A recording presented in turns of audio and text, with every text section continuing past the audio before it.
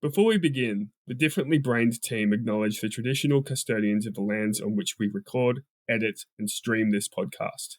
We pay our respects to all First Nations peoples and their elders, past, present, and emerging. We extend that respect to all First Nations cultures and their ongoing connection to the lands, waterways, and communities. Now on with the show.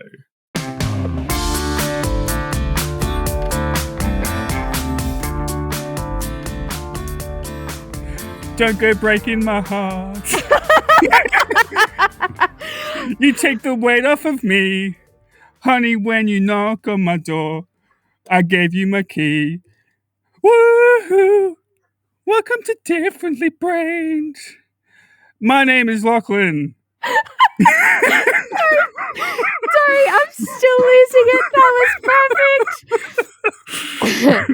And my name is Jacinta Dietrich. And welcome to Differently Brained, the podcast where no brain is the same. And do not go breaking my heart. Do not, indeed.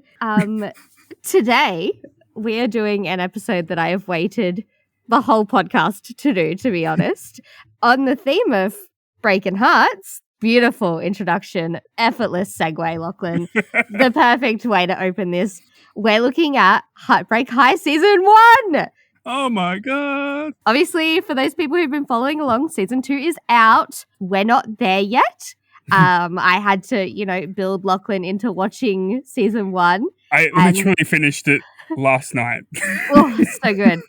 And we figured, break it up. I definitely have a whole episode's worth of stuff to talk about Season 1. So we figured do a Season 1 episode before we jump into a Season 2 episode. But spoilers ahead probably because I have no concept of, self-control and I will just accidentally say things. So if you haven't watched Season 1, go back and watch it. Absolutely worth it. Amazing, perfect, excellent.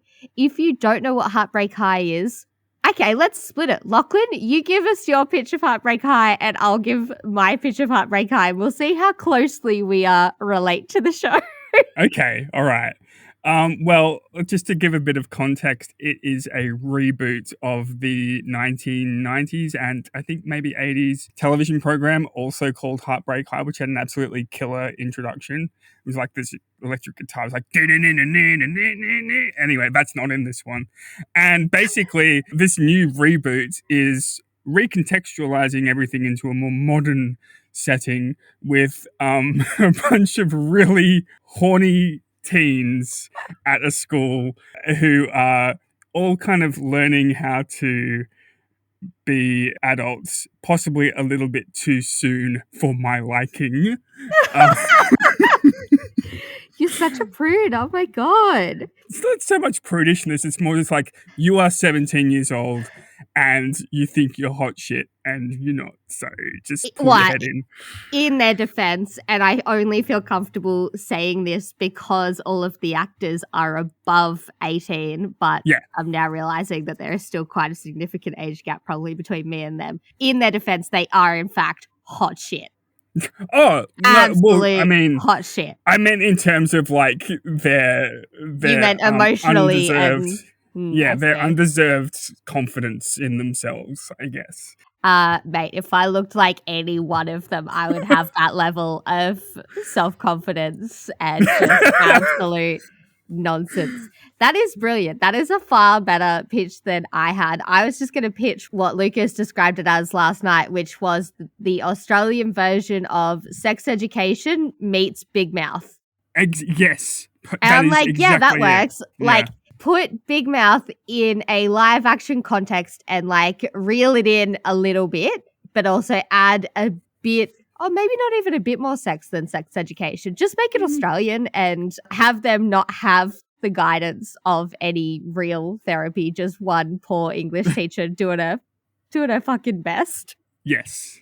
And it's interesting, actually, I said to Jacinta that out of all of the characters, because I mean, I don't know, when I was a kid, when I was a teen, the experiences that the characters have in Sex Education and in Heartbreak High are completely different to what I ever had, which I mean, maybe that has to do with my upbringing, but also I never had the opportunities or drive that these kids have, or like freaking smartassery that these kids have.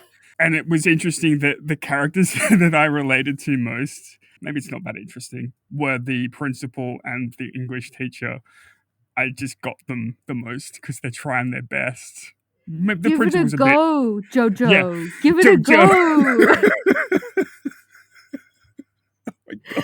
See, that's really interesting because I don't feel like I was necessarily like a super sexy teen or anything. I don't see myself as a particularly sexual being now. I think, when it comes up, I use an old line from a Celia Piccola show where she talks about how, other people are like really sexy and they're like a river, like they flow, they ooze sexy, and she's more of like a puddle.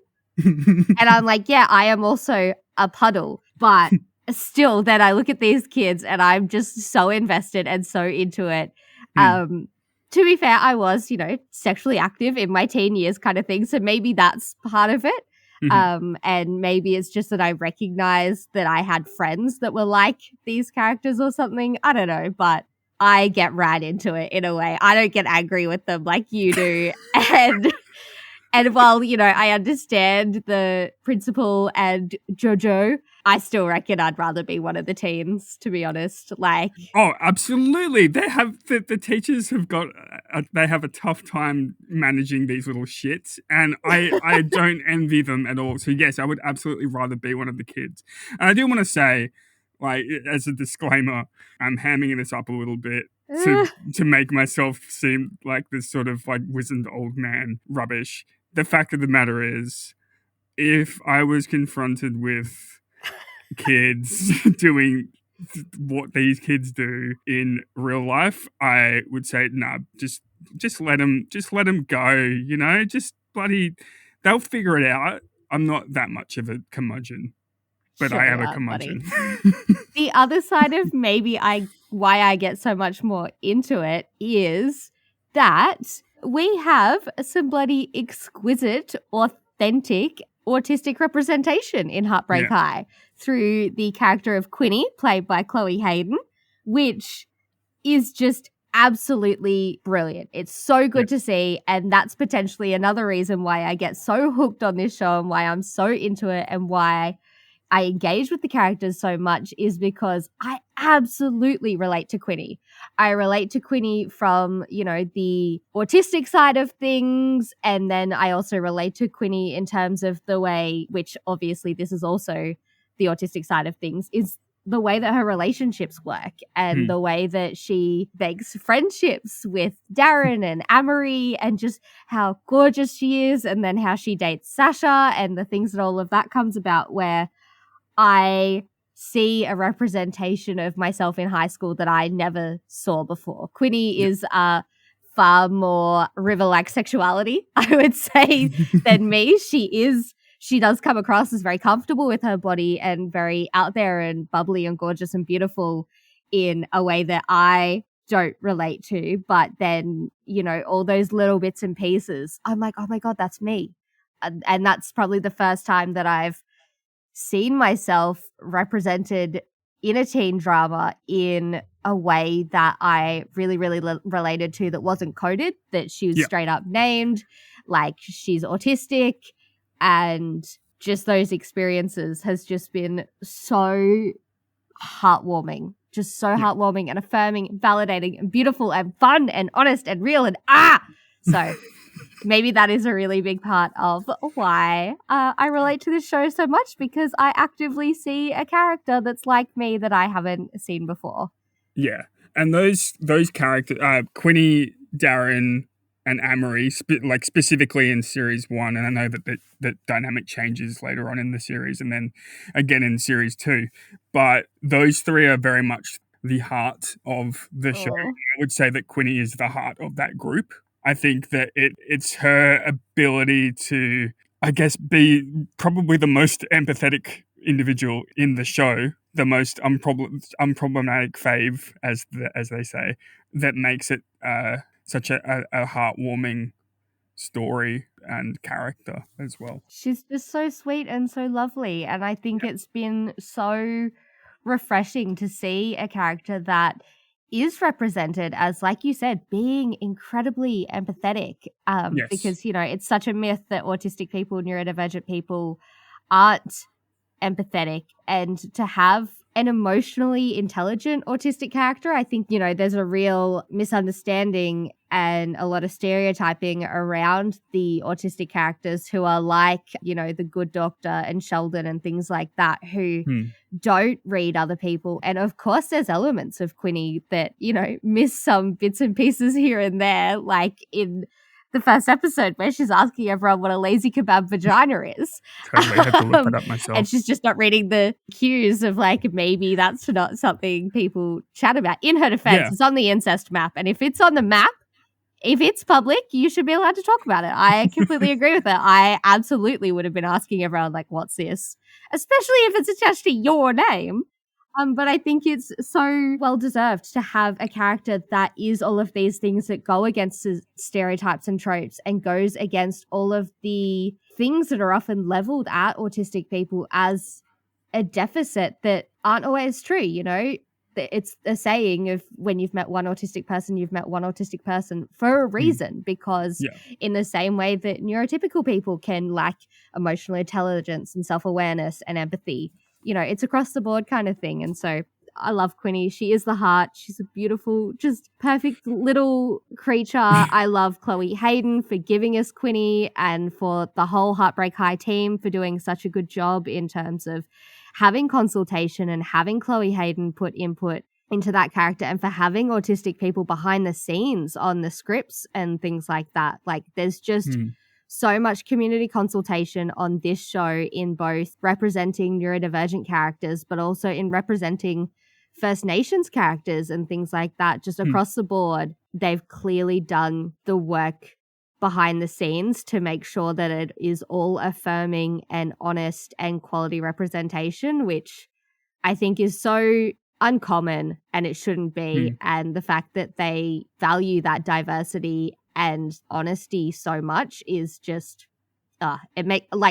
this show could look crap and be poorly written dialogue wise and still have quality representation, and I would watch it just because it's just so good, and I love what they're doing behind the scenes as well as in front of. Yeah. As someone from outside the autistic community, how did you see Quinny's representation, and what did you think? I wanted to actually talk about that first episode where she's asking people about what a lazy kebab is and everything. And also, I guess, some of her zero fucks attitude when it comes to talking about that kind of stuff. And I think that it would be very easy to code that as naivete, or to infantilize her as this sort of clueless kid, but she's not. She's really not. No, absolutely not. She's asking everyone to just have a look at her vagina.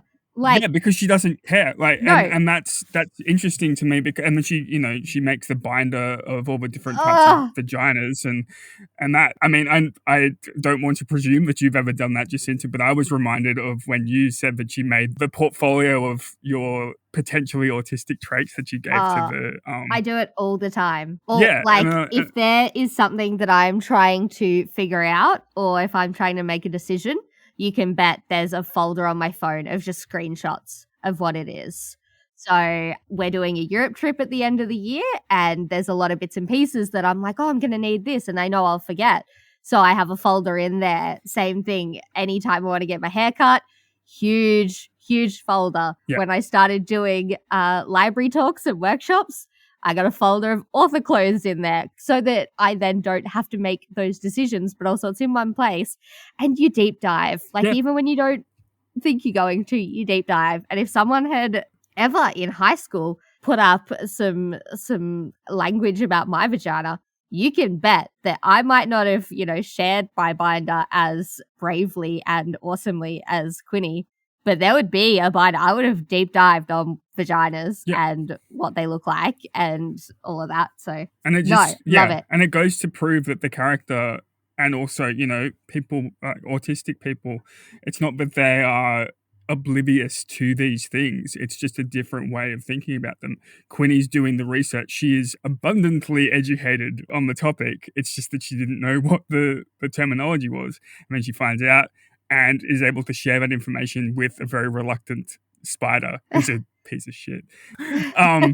The other thing as well that proves to me that it's a very different way of viewing the world is, despite the fact that she's very open about all of that, when it comes to the scene where Sasha and her are potentially going to have sex in the sickbay, she withdraws because that's taboo.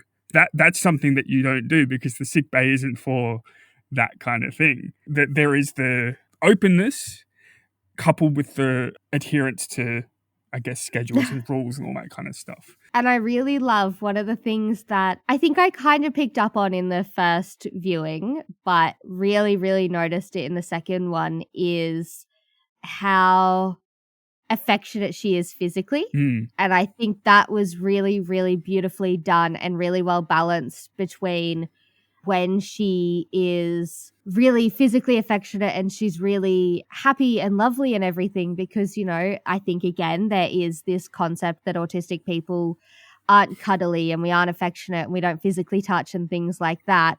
But there is still that moment where they're in the bathroom and Amory goes to hug her and Darren says, no, we don't hug the Quinny right now. No touching the Quinny, yeah. Yeah, and I thought that was really, really beautiful of including that kind of dynamic in the same way that physical touch isn't always for everyone.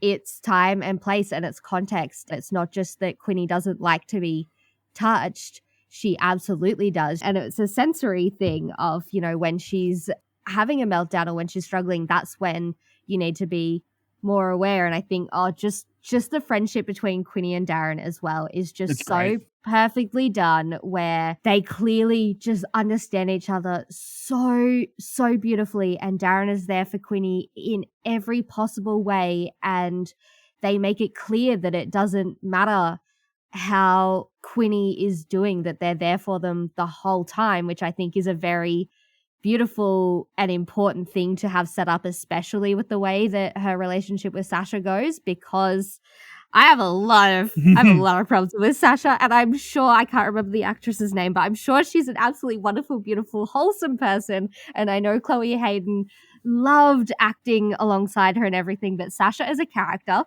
I hate her so much. I potentially hate her more than I hate Spider. And I know that that's like a big thing because everybody doesn't like Spider or Dusty, but like I fucking hate Sasha. And I think it's because she is the opposite of Darren, where Darren meets Quinny at her place of need and treats her the same as everyone else and has that beautiful, gorgeous, balanced friendship.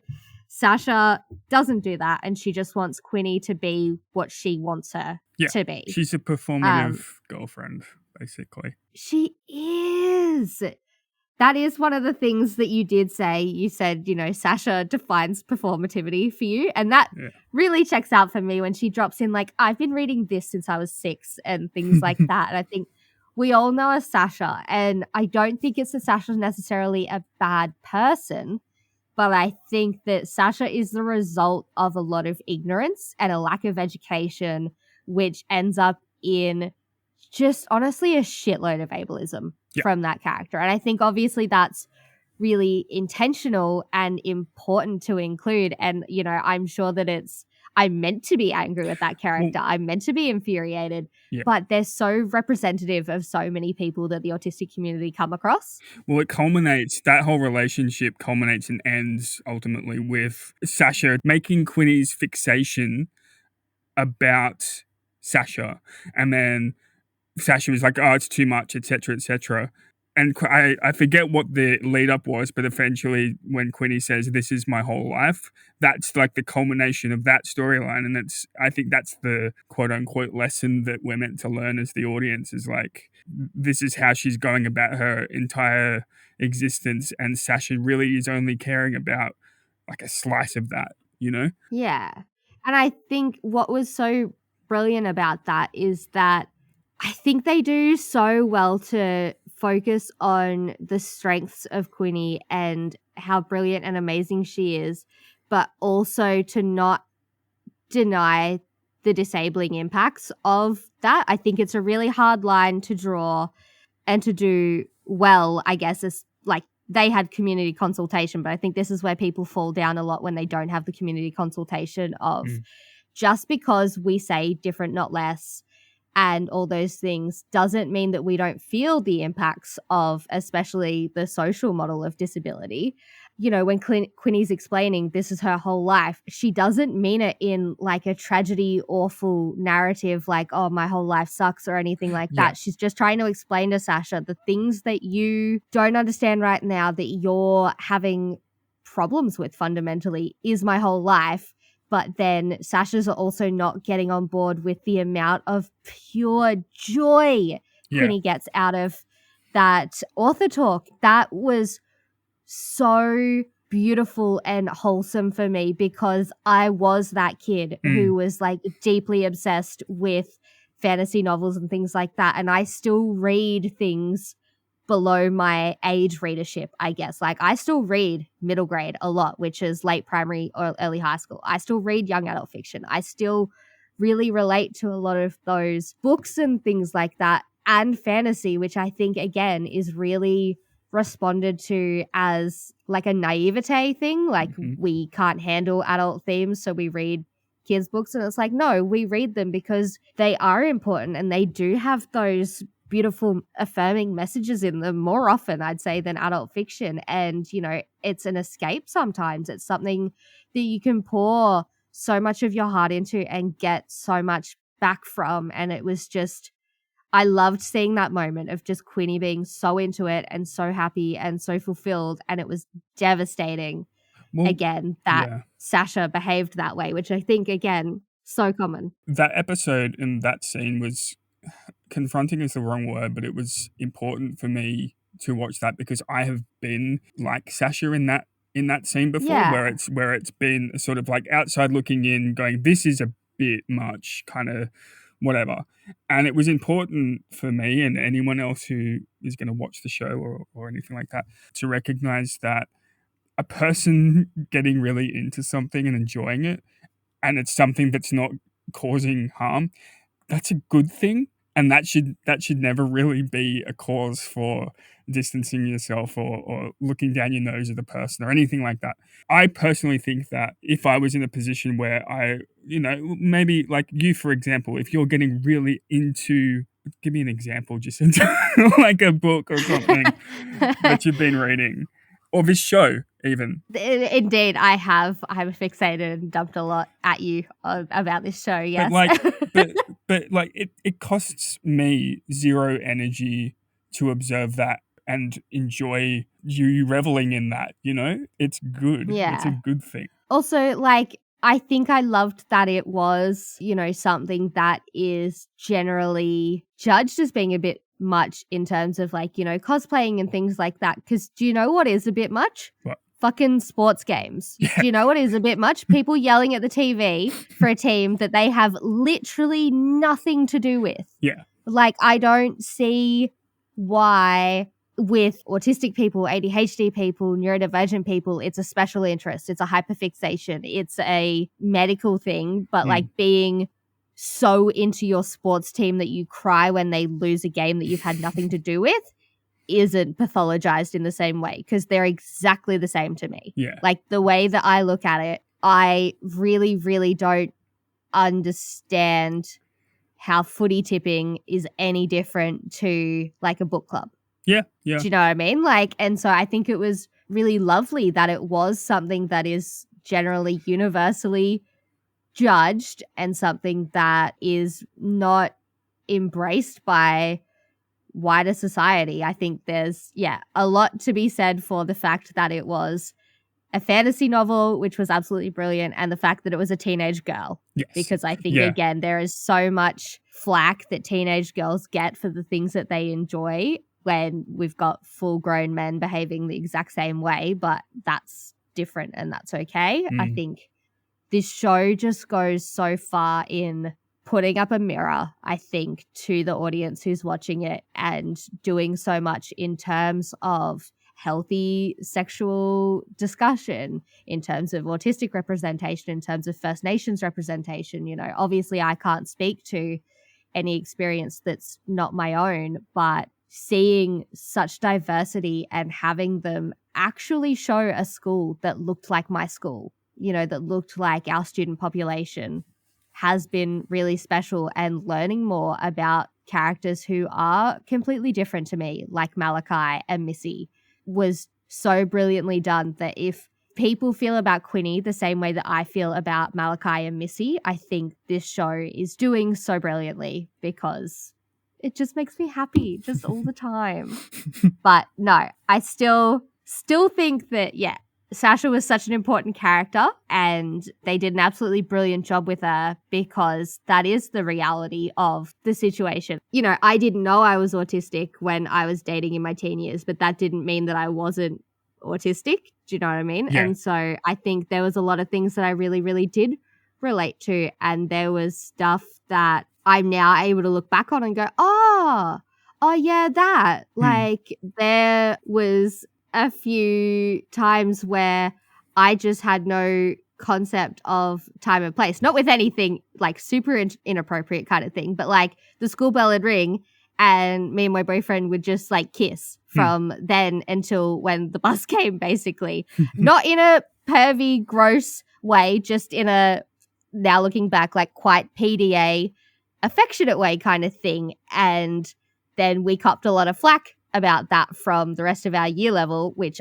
I understand now why, because socially people don't just want to see you mac on for a solid 20 minutes. But also, you know, that I clearly didn't have a concept of like when physical affection was appropriate. And I think because of the way that that feedback was given back to me, that changed the way that I then engage in future relationships, in the way that I hold hands in public, hug in public, kiss in public, things like that. The way that that feedback was made it back to me, because of the way my brain works, I was like, oh, okay. And I swung too hard the other way. Yeah. And so then I became completely not affectionate at all. And that's something that really kind of impacted literally everything until now, kind of thing. So seeing a show that is kind of teaching me the balance now, where I'm like, okay, that's too far, but that's nice, kind of thing, is just, yeah. I wish I had this as a teenager, We as an autistic ourselves, teenager. the audience are ourselves students at Heartbreak High. We are learning as well. Oh, Lachlan, no. Oh. That's pretty good. Yuck, yuck, yuck, Happy yuck, with yuck, yuck, that. yuck. One last note on Quinny, and then I promise I will, we can shuffle over. But I do think that another important part of her character is how she calls out the things she sees around her, but not in a hurtful way or in a, it's my burden to educate you way, but just in a, like, oh, this is what it is thing. So when Anne-Marie says idiot and Quinny, sorry, both of them, I guess, call her out and say, hey, idiot is actually ableist language. That's all it is. Anne-Marie doesn't kick up a fuss. She doesn't get defensive. She was like, oh, thanks for letting me know. And she learns that. And Quinny hasn't done it in an aggressive or difficult way. She hasn't and I done a think Sasha. No, I think, you know, there's no malice necessarily in Sasha's ableism inherently, in terms of like, she's not saying that stuff to be nasty about Quinny. It's just absolute ignorance. And then the malice is when she gets defensive. Yeah. And that could have been a real educational opportunity for her. Whereas, you know, Quinny drops it in and tells you, and it's no harm, no foul, and you've learned. I just wanted to ask you about the episode which starts off with Quinny waking up and it's got the Minnie Riperson song playing and she's like going to the schedule and it's all like animated and it's like this, I guess, a touchpad and all the words light up and everything like that. Yeah. It was obviously like a visual metaphor kind of thing, but like, what did you think of that? Did that seem to you to be indicative of like how your brain perceives, I guess, taking care of schedules and whatnot? That episode is just so true to my experience, even in terms of, you know, there's things that I don't do. Like, I don't have a written out schedule, but I know that, like, I probably should. Just because, especially while I've been out of work, I rely so much on routine and things like that. But if I have to think it through every time, I'll skip parts or I'll forget things. But then the ADHD part of me bucks against writing down a schedule or a routine, because I'm like, oh, don't tell me what to do.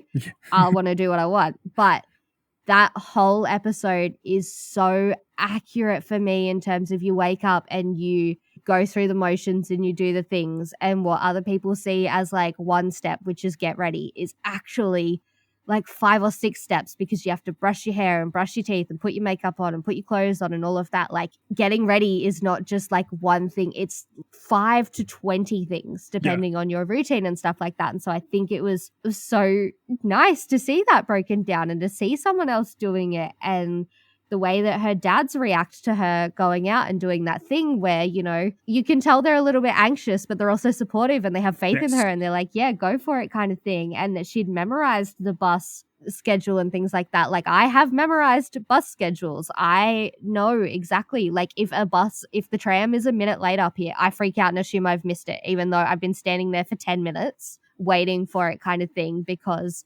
that's how it's meant to be. And so I absolutely related to that side of the episode, where with the change of plans and the being too burnt out after something that you actively wanted to do, that you can't then go do something else that you might want to do, like knowing that you're putting all your energy into, you know, the book launch or whatever it might be for you, and then knowing, yeah, okay, like that's all I'm going to be able to do, because, you know, in those instances I can't control my energy levels, it just happens.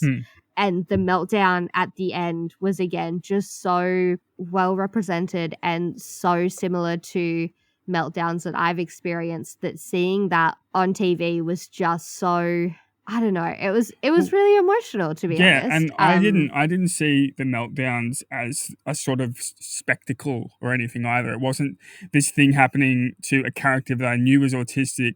It's not as though I was watching going, this is the part where the autistic character does the meltdown, this is what a meltdown looks like kind of thing. It was, for want of a better term, it seemed like a natural progression of events, and I was watching it and I was feeling empathy for the character. It wasn't just me, you know, observing and being a sort of, I don't know, an audience member, a voyeur. Yeah, exactly. Yeah, no, and I think that was, what made it different to anything else that I've seen before, is the same thing. It didn't feel forced, it didn't feel weird, it just felt like, yeah, of course, that is absolutely how that would go and what would happen. And it felt like, a natural progression of the character and of that event. But that whole episode was just so realistic in terms of, there is no way, like, I probably would have when I was younger. There's no way now that I would go off that bus for some ice cream. Absolutely not. But now, like, when I saw it, I was like, oh yeah, I've been that person who you're doing the thing for them, and then they're mad with you because you seem sulky, but you're not sulky. You're just trying to emotionally regulate because you had a plan and the plan changed and she didn't get there early enough. And that was heartbreaking. I have been that person. I have had people not be interested in my interests and passions, but have come along. And then because they're not into it, just, the whole thing, just that episode and the one where they go on their first date and the restaurant is just so loud. Sensory overload. Yeah. Were just absolutely perfect, because that's what it sounds like. I don't know how, but my brain brings in every conversation around me at the same level. Like, it makes no sense. I don't know why it does it, but it does. And so then it's so hard, and you're trying to focus and you're trying to be interested, and just so much is going on at the same time, and you're trying to listen to one person, but you glaze over like a Krispy Kreme donut and you're just doing your best. I can't wait, honestly. And there's so many little details I didn't realize last time going through that, like in the episode where Quinny is selectively mute, she's carrying around a Titanic book and a dinosaur book. And I'm like, oh my God. Like Chloe, and in the episode before that, that frog is actually Chloe's real frog. Like there's so many pieces of Chloe Hayden herself that made it into this show, which is just so gorgeous and so sweet. But I think to also show the vast difference of experience that one person can have, you know, like I haven't really had any major experiences with, you know, not speaking. I've always been more likely to over communicate when melting down. That being said, when shutting down, I guess I have. But to have that experience as well, to have Quinny go from this bubbly, outgoing, chatty character to then also expressing what can happen when you get into autistic burnout and, you know, you just got no spoons left, I think was so important to show, because I think it's often that when it gets included in any media or TV show and things like that, characters who don't communicate in traditional forms are seen as less intelligent than the other characters. But the fact is, we know that Quinny is smart as very intelligent, and that it again was just a natural progression of how her brain functions and how she's coping and her emotional experiences at that moment, that I think it was really, really important to have that in and to have it after they'd really set up the character of Quinny. Because again, it just goes against all of the stereotypes and all of the crappy representation that we've had before. Honestly, I could just talk about this show and Quinny for ages. I wanted to ask you, as a fella who has struggled with his mental health, depression, anxiety, all those things, how did you feel about the mental health representation generally? I think, you know, particularly with Malachi and Harper, there is clearly some mental health needs there that aren't being met. There's probably other characters that I just haven't engaged with enough, but what are your thoughts? I mean, I didn't watch with a sort of a mindset to look for mental health representation. It was more the autistic representation with Quinny. However, you're definitely right. Those two characters in particular, I mean, it's possible that even more characters, as you said, have got something going on with their old mentee age, because they're all, I mean, they're teenagers, you know. It's true. That kind of, it's par for the course for a lot of them. And for Malachi, obviously, and this is the thing, like, so I'm a good boy. I never drank alcohol until I was legal, like 18 or whatever. Oh, blessed. I know.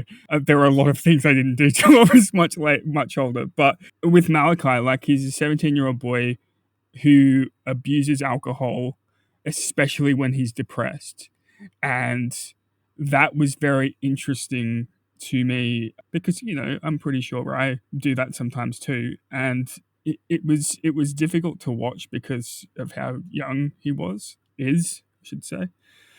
There's a scene where he's like up on top of he's drunk and he's up on top of Emery's roof and he's about to jump.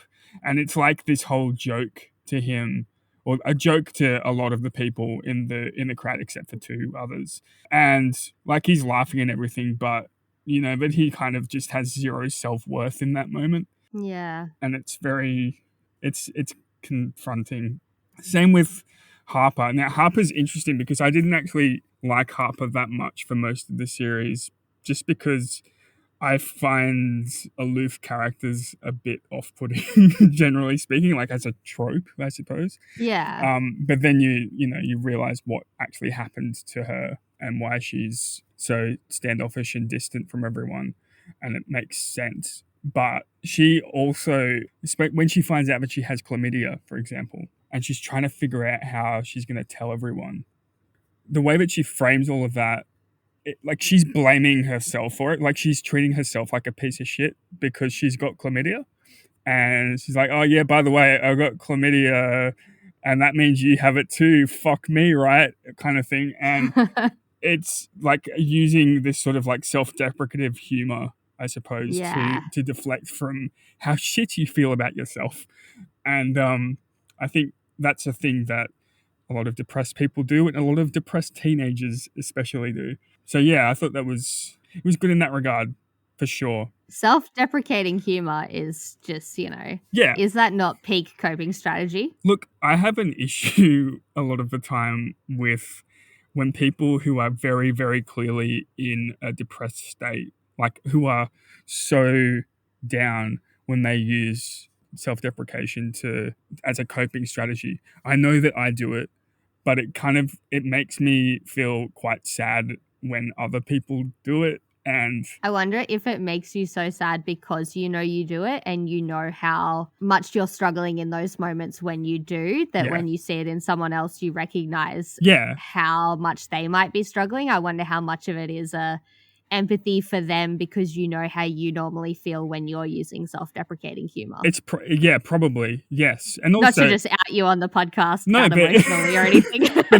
but like it makes a ton of sense. And also, I think if you're making fun of someone in such a nasty way, then that's not funny, really, in any stretch.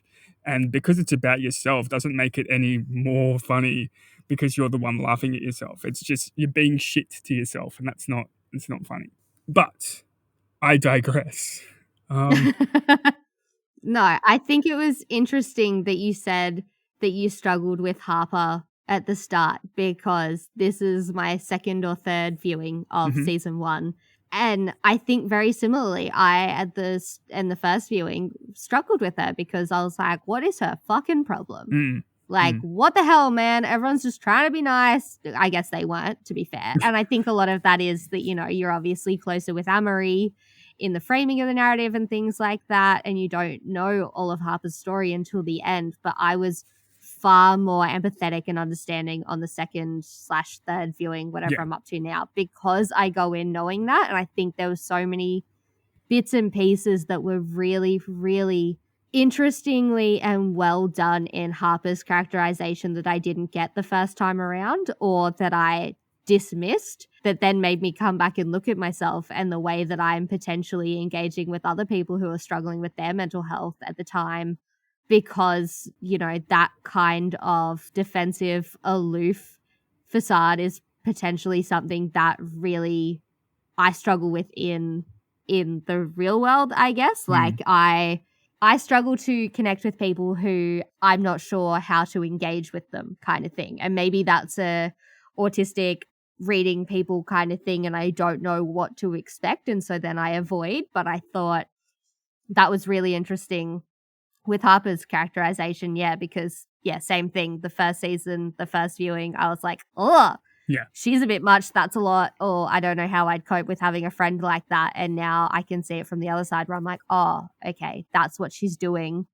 And I still think that I am not the greatest with people who, you know, when they are struggling, go into that defensive shell up, wall up situation. But it did just make me examine that part of myself. Yeah. In terms of how I respond to others and how I respond when I'm not coping. So Well, I thought that was really, I found that to be the case with most of the characters, where at the beginning I started out just really not, except for Quinny and Darren. Actually, I always liked them from the very beginning. But you know, I relate to Amory to a certain extent insofar as her getting drunk and dancing in the kitchen late at night really badly. It's like, yes, I get you.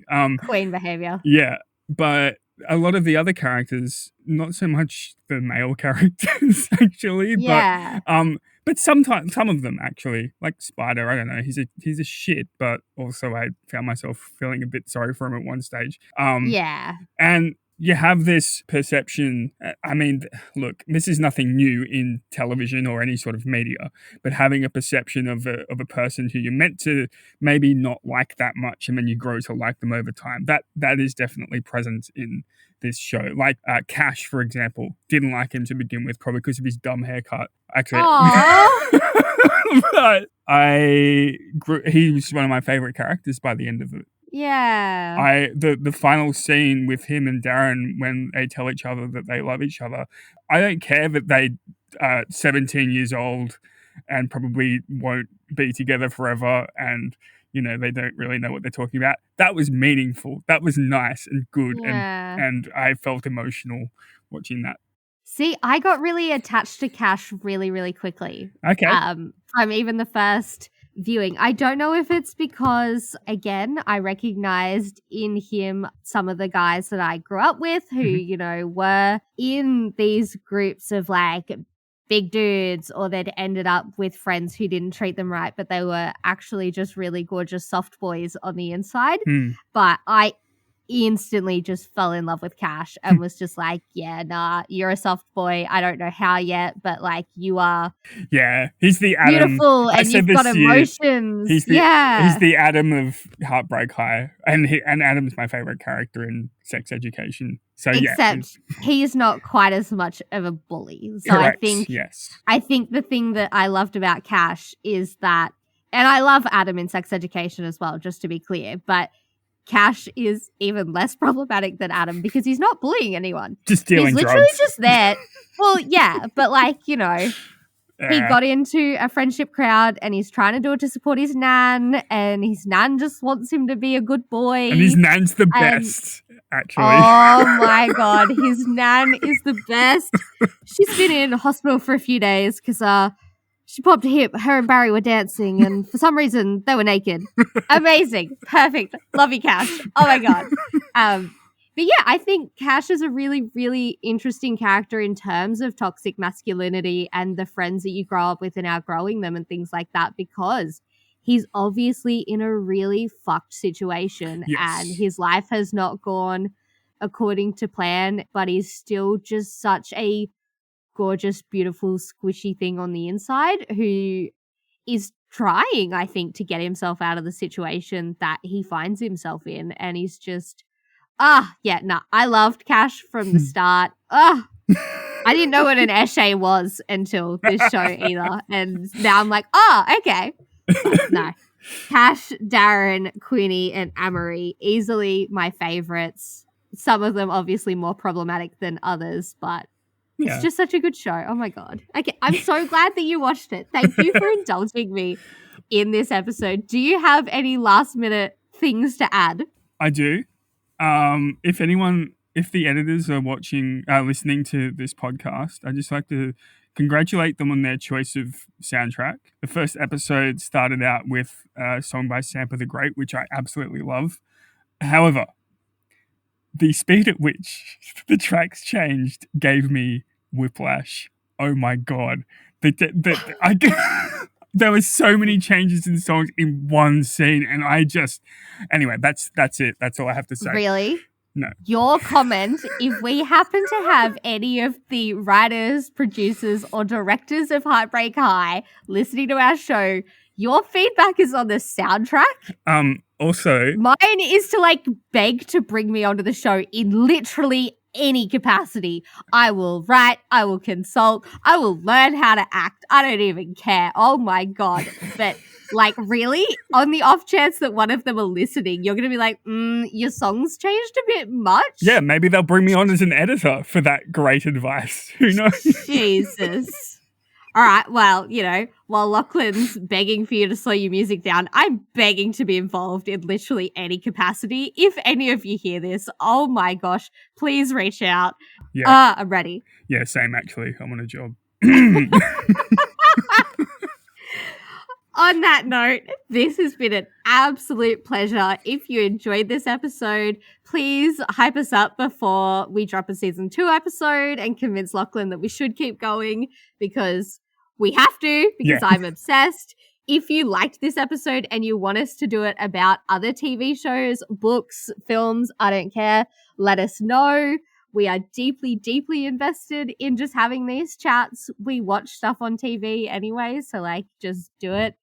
Otherwise, this has been fun, mate. I enjoy even with all of my, and I'll be honest, all of my sort of grouchy misgivings and everything, just ignore them. I really did enjoy watching it and enjoying and talking about it. It was great.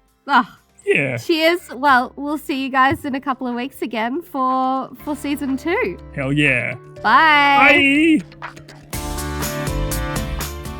Differently Brained shares the opinions of individuals and does not consider your personal circumstances.